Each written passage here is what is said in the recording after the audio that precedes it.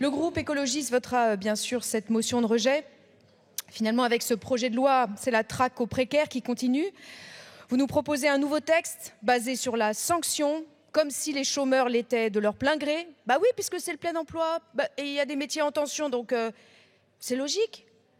Il y a dans notre pays plus de 5 millions de chômeurs et 300 000 emplois disponibles.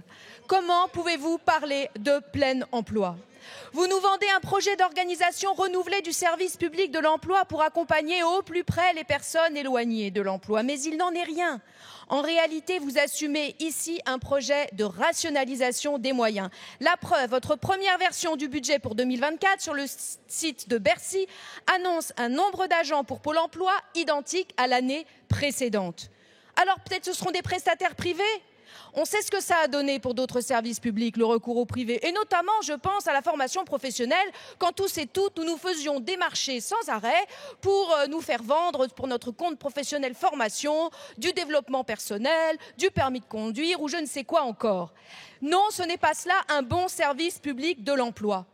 Alors vous parlez de quelques centaines de millions d'euros que vous mettrez au pot. Mais en réalité, ce n'est pas vous qui les mettrez au pot.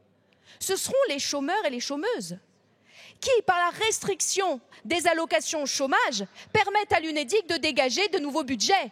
Aujourd'hui, ce que vous nous proposez, ce n'est pas un investissement de la solidarité nationale pour financer un magnifique service public de l'emploi.